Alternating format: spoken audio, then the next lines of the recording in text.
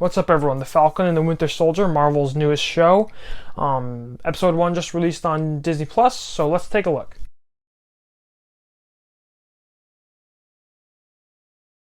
Real quick, this video is going to have spoilers for the first episode of the Falcon and the Winter Soldier, so obviously don't watch if you haven't seen it yet. And if you enjoyed the video, don't forget to like and subscribe. Also, comment down below, tell me what you thought of episode 1. Anyways, let's get on with the review.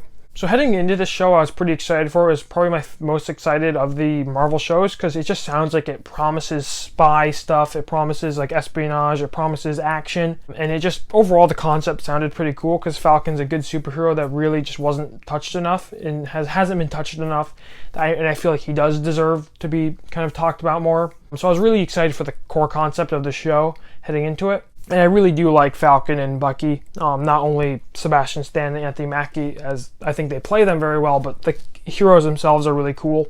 So episode 1 starts off with this really awesome fight where Falcon is trying to save this soldier from like these terrorists or whoever, and it's just this really awesome, good-looking action scene. Afterwards, we learn about this group called the Flag Smashers, I believe they were called. It may have been something else.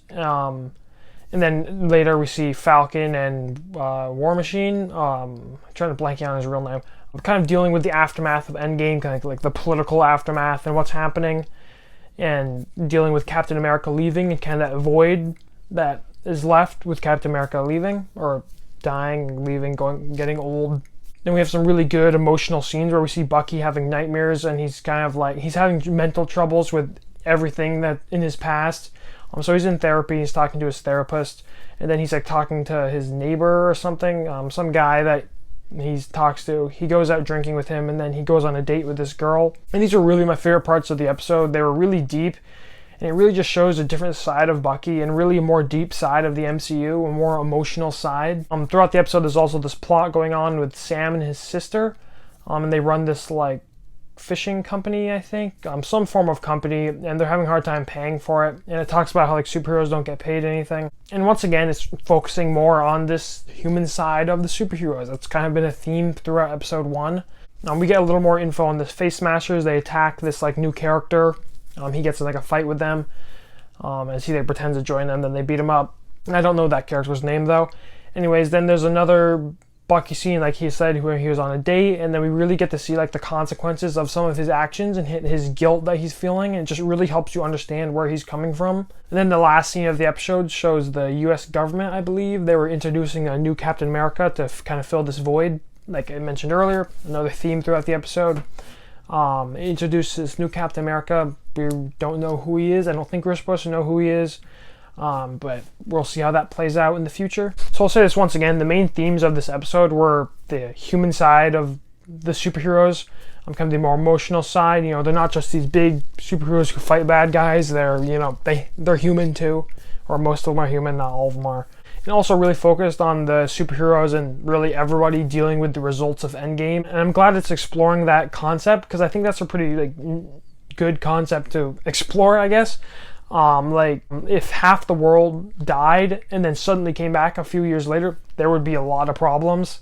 It's not just something like Marvel can brush away. There'd be a ton of problems. You just think about like overpopulation and just not having enough food to go around because there just isn't enough food because they're only feeding, you know, 3.5 billion people, and now there's 7 billion. There would be a lot of issues. And I'm glad it's exploring that, not just kind of leaving it there and like, oh, they fixed it. You know, there's going to be some problems, and it's a good idea to explore that. I think this episode was really kind of unique for Marvel. It didn't have a lot of the like Marvel jokes. It was much more serious and dramatic, and I really like that. I've never been a big fan of the like campy Marvel style. I'm not a huge fan of Marvel, but I do like it. It's very entertaining to me. But I always prefer more like deeper, darker, emotional movies. You know, I'm kind of glad that this episode kind of explored that. It felt like it was a little bit more for me, more my style of what I like. It was really just a different spin on what Marvel usually does, and I like it. The action scene, like I said at the beginning, was awesome, and it just looked beautiful. Like just cinematically, just was a really good start to the show. It's just so many like great, clever like action sequences. It's just a really good action sequence for a superhero movie. And there's so many like cool action scenes that we can have with Falcon. You know, a guy that flies and has all these cool gadgets. You know, it's a cool concept. And there's just a lot of cool stuff we can see with that. And this action scene at the beginning was a great example. And I love this like serious MCU like military spy stuff. Like the kind of like the Captain America movies, particularly Winter Soldier. It's much more serious, it's much more dark, and it feels more realistic and more just what I like about the MCU. But my favorite scenes of this episode were easily the Bucky scenes where he was in therapy, then he went on his date.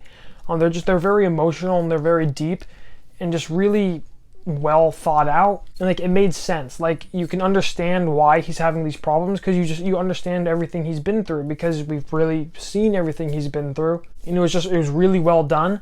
And for me, this was some of the best MCU character development we've ever seen. I know this is only episode 1, but I'll give it that claim.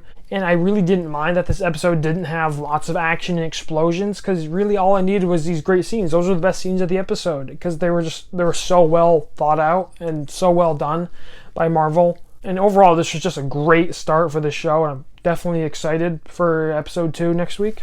So like I said, I can't wait for episode 2. I'm really into this series. I'm excited to see what they do with this fake Captain America and how Falcon and Bucky deal with it. There's certainly a lot they can do with that. That's kind of a cool concept. What are they going to do with this Captain America that's not real, but the public thinks he's real? Once again, and it seems like the show is going to be so much more political and much more kind of realistic and much more dramatic. And I'm really excited about that concept. And this show is really living up to what I thought it was going to be. And this episode didn't tease a ton for the season. It was really more of like kind of an intro to what's going to be going on. Like, I'm not a diehard Marvel fan, and I wasn't really crazy about WandaVision, but I just really liked this episode once again. And I really just find myself intrigued by really everything this episode did. I really liked it. And I don't know what else to say. I had a lot of good times with this episode. It was really emotional, really deep.